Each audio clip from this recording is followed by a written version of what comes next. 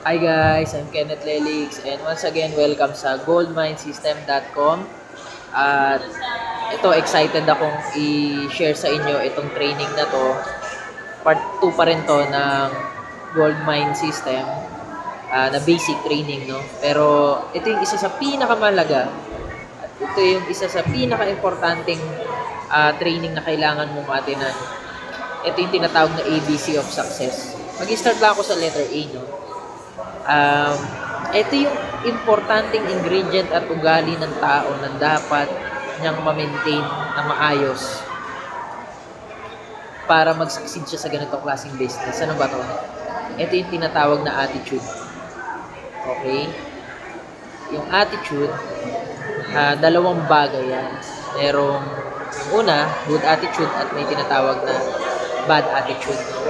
So, importante sa ganitong klase negosyo, dapat may good attitude tayo. Actually, naniniwala ako hindi lang sa ganitong business, no? Sa lahat ng business or sa lahat ng field, kailangan may tinatawag tayo na good attitude, no? So, gusto ko muna bigay sa inyo kung ano ba meaning ng attitude, no? Ano ba yung attitude? Sabi na, ang attitude daw is a person's perspective towards a specific target and the way of saying and doing things. It's the way you look at things. Ibig sabihin, yung perspective ng tao kung paano niya tingnan yung mga bagay-bagay, no? And may kwento yung sa two salesperson na ipapadala sa India. Yung boss niya pinadala sila sa India, dalawa sila. Pagdating doon sa India, yung isa tumawag ka agad. Sabi, boss, bad news. Sabi ganun na, boss, bakit? Bad trip dito, boss. Walang marunong magsapatos. Okay, hindi tayo makakabenta. So sabi nung boss, medyo hindi na satisfied, binaba yung telepono. Sa kabila naman may tumawag bigla. So sinagot niya, sabi gano'n, hello, sabi, boss, good news. Sabi niya, medyo natuwa yung boss. Sabi, anong balita dyan?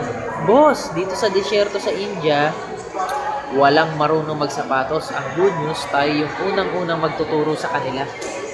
So nakita niyo yung point, no? Yung two salesperson na pinadala doon na para magbenta ng sapatos, parehas lang actually sila ng sinabi, pero different perspective. So anong point ko? Ang point ko, yung isa may right attitude siya.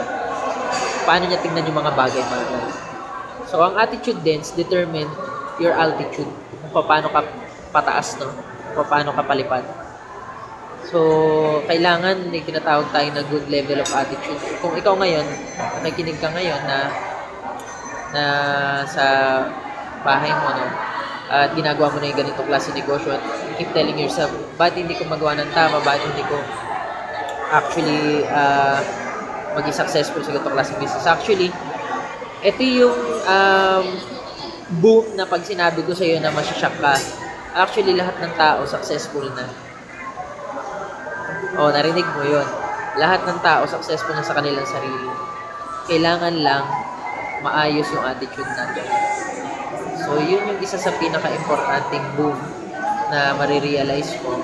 Na kahit saan field ka mapunta, kahit anong gawin mo, kung bad attitude ka, sablay ang attitude mo, hindi ka magsasucceed sa ganito klase negosyo. Kasi, hindi mo madidil ng tama yung mga kasama mo sa negosyo. Basically, ikaw pa nga lang, ganun na, yung attitude, bagsak na. So, importante ma-develop natin yung habit na magkaroon tayo ng good attitude. No? Choose to be grateful. Ito yung pinaka gusto ko lagi i-share sa atin. Kailangan lagi ka mag-thank you. Pagising pala sa umaga, mag-thank you ka na.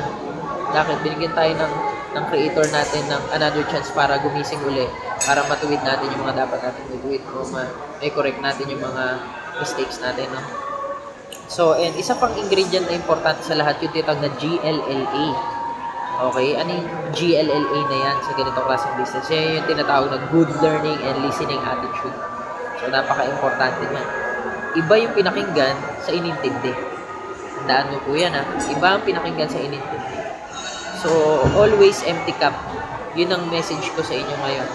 Kailangan po, lahat ng ipo-pour natin ay na sasabihin sa atin sa ganitong business ko. Sino yung unang mas na kakaroon ng idea at kaalaman sa ganitong business? Makikita tayo regardless kung anong background nila, kung sila graduate ba, kung sila tambay lang, kung sila is service crew lang. So whatsoever, kung ano man background nila, it doesn't matter kung background na importante, matuto po tayong makinig. Ang ganito yan sa spider tsaka lion Ang spider, gagawa siya ng web niya, di ba?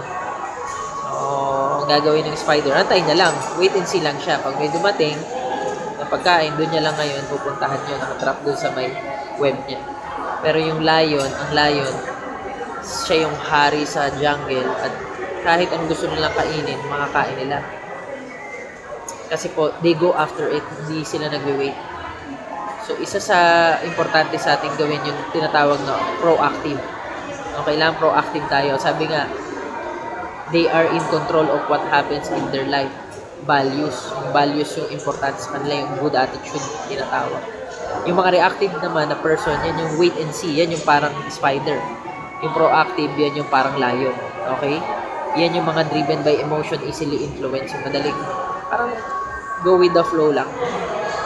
So, yun yung isa sa mga tip, okay, na kailangan nating tandaan palagi. Okay? Yun muna so far. At abangan niyo po ako sa next video ko.